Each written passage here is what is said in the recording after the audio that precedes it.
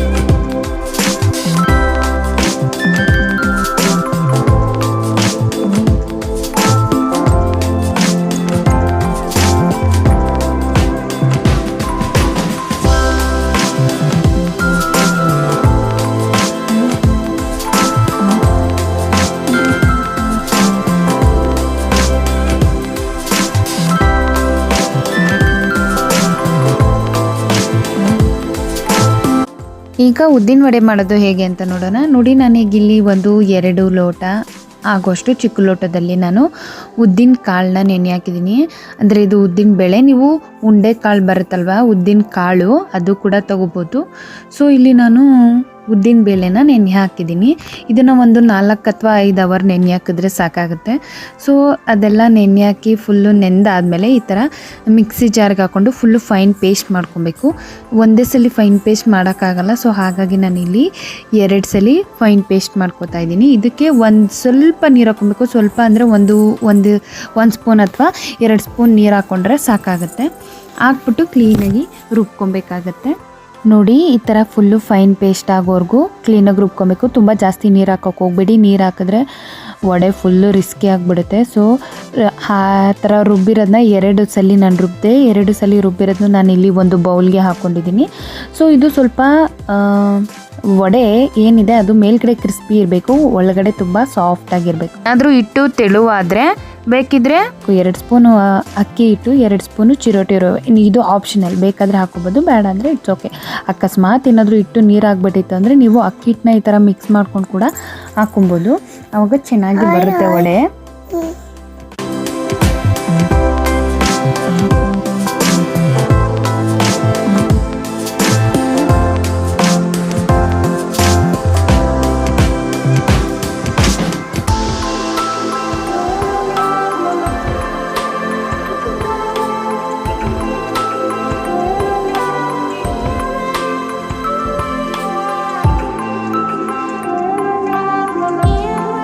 ನೋಡಿ, ಈಗ ಕರೆಕ್ಟ್ ಹಿಟ್ಟು ಅದಕ್ಕೆ ಬಂದಿದೆ. ಸೊ ಹಿಟ್ಟು ಅವೆರಡು ಹಿಟ್ಟನ್ನು ಮಿಕ್ಸ್ ಅಂದರೆ ಹಾಕಿದ್ಮೇಲೆ ಅದನ್ನು ಚೆನ್ನಾಗಿ ಈ ಥರ ಬೀಟ್ ಮಾಡಬೇಕು ಕೈಯಿಂದ. ಹಾಗೆ ನಾನು ಇದಕ್ಕೆ ಸ್ವಲ್ಪ ಕೊತ್ತಂಬರಿ ಸೊಪ್ಪು, ಹಾಗೆ ಕರಿಬೇವು, ಸ್ವಲ್ಪ ಶುಂಠಿ, ಹಾಗೆ ಒಂದು ಸ್ವಲ್ಪ ಕಾಯಿ ತುರಿ, ಕಾಯಿ ಕಟ್ ಮಾಡಿರೋದು, ಹಾಗೆ 1-2 ಮೆಣಸು, ಒಂದು ಸ್ವಲ್ಪ ಈರುಳ್ಳಿ ಕೂಡ ಹಾಕಿದ್ದೀನಿ, ಹಸಿರು ಮೆಣಸಿನ್ಕಾಯಿ ಕೂಡ ಹಾಕಿದ್ದೀನಿ.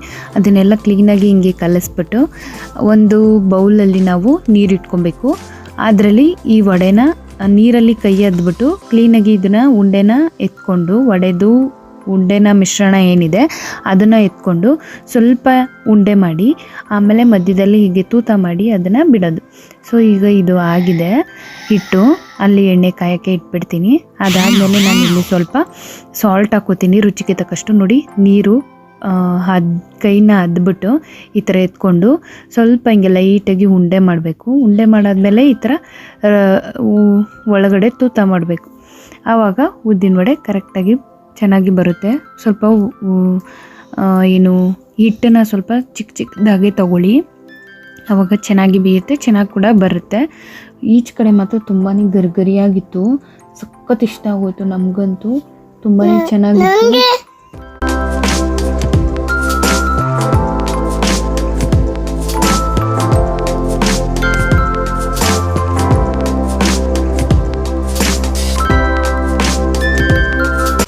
ಎಣ್ಣೆಲಿ ಬಿಡಬೇಕಾದ್ರೆ ಹುಷಾರಾಗಿ ನೋಡಿಕೊಂಡು ಬಿಡಬೇಕು, ಯಾಕೆಂದರೆ ನಾವು ನೀರಲ್ಲಿ ಕೈ ಬೇರೆ ಅದ್ದಿರ್ತೀವಲ್ಲ, ಸೊ ಅದ್ರದ್ದು ಏನಾದರೂ ನೀರು ಬಿದ್ದುಬಿಟ್ರೆ ಈ ಎಣ್ಣೆ ಪಟ್ ಅಂತ ಎಗರ್ಬಿಡುತ್ತೆ. ಅದಕ್ಕೆ ಸೊ ನಿಧಾನಕ್ಕೆ ಕಾಮಾಗಿ ಮಾಡಬೇಕು, ಯಾವುದೇ ಒಂದು ರಿಸ್ಕ್ ತೊಗೊಳ್ದೆ ಮಾಡೋಕ್ಕೆ ಹೋಗಬಾರ್ದು. ನೋಡಿ ಕ್ಲೀನಾಗಿ ಹಿಂಗೆ ರೌಂಡ್ ಮಾಡಿಬಿಟ್ಟು ಸ್ವಲ್ಪ ಮೆತ್ತಗೆ ಒಂದು ಸುಮ್ಮನೆ ಹಿಂಗೆ ವಡೆ ಥರ ಸುಮ್ಮನೆ ಲೈಟಾಗಿ ತಟ್ಟಿಬಿಟ್ಟು ಆಮೇಲೆ ತೂತ ಮಾಡಿಬಿಟ್ಟು ಎಣ್ಣೆಲಿ ಬಿಟ್ಟರೆ ಕ್ಲೀನಾಗಿ ಬೇಯುತ್ತೆ. ಆಮೇಲೆ ಅದನ್ನು ಒಂದು ಮಧ್ಯಮ ಉರಿಲಿ ನಾವು ಅದನ್ನು ಕ್ಲೀನಾಗಿ ಬೇಯಿಸ್ಕೊಂಡ್ರೆ ವಡೆ ಕ್ಲೀನಾಗಿ ಬೆಂದಿರುತ್ತೆ.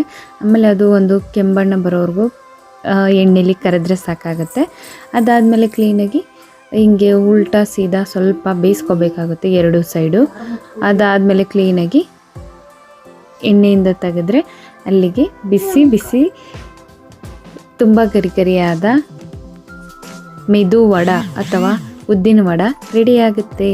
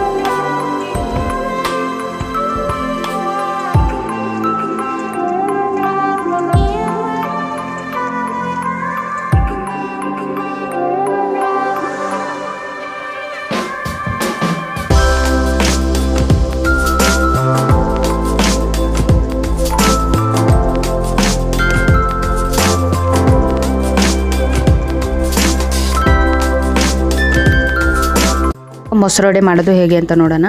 ಆಲ್ರೆಡಿ ನಾನು ಮಾಡ್ಕೊಂಡಿರೋ ಉದ್ದಿನ ವಡೆನ ನೀರಲ್ಲಿ ಹಾಕಿ ಒಂದು 5 ನಿಮಿಷ ಅಷ್ಟೇ ಎತ್ಬಿಡಬೇಕು. ನೀರಲ್ಲಿ ಹಾಕಿ ಅದನ್ನು ಹೀಗೆ ಮೊಗ್ಚಾಕಿ ಆಮೇಲೆ ಅದನ್ನು ಕ್ಲೀನಾಗಿ ಹಿಂಡಬೇಕು, ಅಂದರೆ ಅದರಲ್ಲಿರೋ ನೀರೆಲ್ಲ ಹೋಗೋವರೆಗೂ ಹಿಂಡಬೇಕು.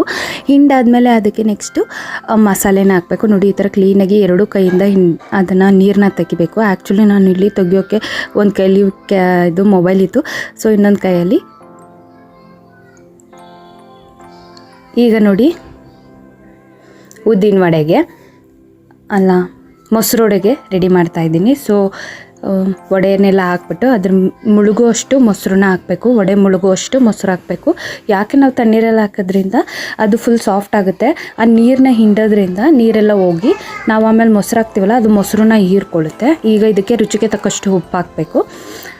ಉಪ್ಪು ಹಾಕಿದ್ಮೇಲೆ ಇದಕ್ಕೆ ಸ್ವಲ್ಪ ಇಂಗ್ರೀಡಿಯೆಂಟ್ಸ್ನ ಹಾಕಬೇಕು. ಒಳ್ಳೆ ಕಲರ್ಫುಲ್ಲಾಗಿ ಸಕ್ಕತ್ತಾಗಿ ಕಾಣಿಸ್ತಾ ಇರುತ್ತೆ ನೋಡಿ. ಈಗ ನಾನಿಲ್ಲಿ ಕ್ಯಾರೆಟ್ ತುರಿನ ಹಾಕ್ತಾಯಿದ್ದೀನಿ. ಸ್ವಲ್ಪ ಕ್ಯಾರೆಟ್ ತುರಿ ಎಲ್ಲ ಜಾಸ್ತಿ ಹಾಕ್ಬಿಟ್ರೆ ಓವರ್ ಅನಿಸ್ಬಿಡುತ್ತೆ, ಚೆನ್ನಾಗಿರಲ್ಲ, ತಿನ್ನಬೇಕಂತ ಅನಿಸಲ್ಲ. ಅದಕ್ಕೆ ಸ್ವಲ್ಪ ಮೀಡಿಯಮ್ಮಾಗಿ ಹಾಕಿ ಆವಾಗ ಚೆನ್ನಾಗಿ ಬರುತ್ತೆ ನೋಡಿ. ಈಗ ಇಲ್ಲಿ ನಾನು ಕ್ಯಾರೆಟ್ ತುರಿ ಹಾಕ್ಕೊಂಡೆ. ಹಾಗೆ ಸ್ವಲ್ಪ ಸೌತೆಕಾಯಿ ಹಾಕ್ತಾಯಿದ್ದೀನಿ. ಸೌತೆಕಾಯಿನ ಚಿಕ್ಕದಾಗಿ ಕಟ್ ಮಾಡಿದ್ದೀನಿ, ಬೇಕಾದರೆ ನೀವು ತುರ್ಕೊಳ್ಳಬಹುದು. ನಾನಿಲ್ಲಿ ಕಟ್ ಮಾಡಿರೋ ಸೌತೆಕಾಯಿ ಕೂಡ ಹಾಕಿದೆ. ಹಾಗೆ ಸ್ವಲ್ಪ ಚಿಕ್ಕದಾಗಿ ಕಟ್ ಮಾಡಿರೋಂಥ ಈರುಳ್ಳಿ ಹಾಕ್ತಾಯಿದ್ದೀನಿ. ನೋಡಿ ಎಷ್ಟು ಕಲರ್ಫುಲ್ಲಾಗಿ ಕಾಣಿಸ್ತಾ ಇದೆ ಅಂದರೆ ಸೂಪರಾಗಿ ಕಾಣಿಸ್ತಾ ಇದೆ. ಹಾಗೆ ಇದಕ್ಕೆ ಸ್ವಲ್ಪ ಕೊತ್ತಂಬರಿನ ಹಾಕ್ತಾಯಿದ್ದೀನಿ. ಕೊತ್ತಂಬರಿ ಹಾಕ್ಬಿಟ್ಟು ಇದ್ರ ಮೇಲೆ ಸ್ವಲ್ಪ ಖಾರ ಬೂಂದಿನ ಹಾಕ್ಬಿಟ್ಟು, ಖಾರ ಬೂಂದಿನಾದರೂ ಹಾಕ್ಕೋಬೋದು, ಇಲ್ಲ ಸೇವ್ ಕೂಡ ಹಾಕ್ಕೋಬೋದು ನೀವು. ಚೋಚೋನ ಸಖತ್ತಾಗಿರುತ್ತೆ. ಇದನ್ನು ತಿಂತಾಯಿದ್ರೆ ಮಾತ್ರ ಒಂದು ತಿಂದ್ರೇ ಹೊಟ್ಟೆ ತುಂಬ ಹೋಗ್ಬಿಡುತ್ತೆ. ಅಷ್ಟು ಒಂದು ಫುಲ್ ಮೀಲ್ಸ್ ಥರನೇ ಹೇಳ್ಬೋದು. ಬಟ್ ಇದು ಸಖತ್ತಾಗಿರುತ್ತೆ. ನನಗಂತೂ ತುಂಬಾ ಇಷ್ಟ, ನಮ್ಮ ಮನೇಲಂತೂ ಎಲ್ರಿಗೂ ತುಂಬ ಇಷ್ಟ. ಸೊ ಹಾಗಾಗಿ ಇವತ್ತು ಇದನ್ನು ಮಾಡಿದ್ದೆ. ಇದನ್ನು ನೀವು ಕೂಡ ಮನೇಲಿ ಟ್ರೈ ಮಾಡಿ ಹೇಗೆ ಬಂತು ಅಂತ ನನಗೆ ಕಮೆಂಟ್ ಮಾಡಿ ತಿಳಿಸಿ. ಮನೇಲಿ ಮಾಡೋದ್ರಿಂದ ಆರೋಗ್ಯಕರವಾಗಿರುತ್ತೆ. ನಾವು ಹೋಟೆಲಲ್ಲಿ ಕೂಡ ತಿನ್ಬೋದು. ಹೋಟೆಲಲ್ಲಿ ಅವರು ಇಷ್ಟೊಂದೆಲ್ಲ ಹೈಜಿನಿಕ್ಕಾಗಿ ಮಾಡಲ್ಲ. ಸೊ ನಾವು ಮನೇಲೇ ಮಾಡೋದ್ರಿಂದ ತುಂಬ ಚೆನ್ನಾಗಿರುತ್ತೆ ನೋಡಿ. ಈಗ ಕಟ್ ಮಾಡಿ ತೋರಿಸ್ತಾ ಇದ್ದೀನಿ. ಎಷ್ಟು ಸಾಫ್ಟಾಗಿತ್ತು ಅಂದರೆ ಒಳಗಡೆ ಎಲ್ಲ ಮೊಸರು ಇಟ್ಕೊಂಡಿತ್ತು. ಇದಕ್ಕೆ ಸ್ವಲ್ಪ ಮೊಸರು ಉಳಿದ್ರೆ ಮೊಸರಿಗೆ ಸ್ವಲ್ಪ ಸಕ್ಕರೆ ಹಾಕ್ಕೊಂಡು ಮಿಕ್ಸ್ ಮಾಡಿ ಹಾಕಿ, ನನಗಿಲ್ಲಿ ಮೀಡಿಯಮ್ ಆಗಿತ್ತು ಮೊಸರು, ಸಖತ್ತಾಗಿ ಬಂದಿತ್ತು, ಸೂಪರಾಗಿತ್ತು. ನಮ್ಮ ಮನೇಲೆಲ್ಲ ತುಂಬಾ ಚೆನ್ನಾಗಿತ್ತು ಅಂತ ಹೇಳ್ತಾಯಿದ್ರು. ಸೊ ಇದರಲ್ಲಿ ಮಧ್ಯದಲ್ಲಿ ಈರುಳ್ಳಿ, ಕ್ಯಾರೆಟು ಹಾಗೆ ಸೌತೆಕಾಯಿ ಹಾಕಿರೋದ್ರಿಂದ ಅದು ಆಲ್ರೆಡಿ ನೀರು ಬಿಡ್ತಾ ಇರುತ್ತೆ. ಸೊ ಹಾಗಾಗಿ ಸೂಪರಾಗಿತ್ತು. ಇದನ್ನು ಒಮ್ಮೆ ನೀವು ಕೂಡ ಮನೇಲಿ ಟ್ರೈ ಮಾಡಿ ಹೇಗೆ ಬಂತು ಅಂತ ನನಗೆ ಕಮೆಂಟ್ ಮಾಡಿ ತಿಳಿಸಿ. ಈ ವಿಡಿಯೋ ಇಷ್ಟ ಆದರೆ ಲೈಕ್ ಮಾಡಿ, ಶೇರ್ ಮಾಡಿ, ಸಬ್ಸ್ಕ್ರೈಬ್ ಮಾಡಿ. ಹಾಗೆ ಫುಲ್ ವಿಡಿಯೋನ ಪ್ಲೀಸ್ ಎಲ್ಲರೂ ದಯವಿಟ್ಟು ನೋಡಿ. ಈ ವಿಡಿಯೋ ಇಷ್ಟ ಆದರೆ ಲೈಕ್ ಮಾಡಿ, ಶೇರ್ ಮಾಡಿ, ಸಬ್ಸ್ಕ್ರೈಬ್ ಮಾಡಿ. ಹಾಗೆ ಕಮೆಂಟ್ ಮಾಡಿ ಹೇಗೆ ಬಂತು ಅಂತ ನನಗೆ ಕಮೆಂಟ್ ಮಾಡಿ ತಿಳಿಸಿ. Thank you so much.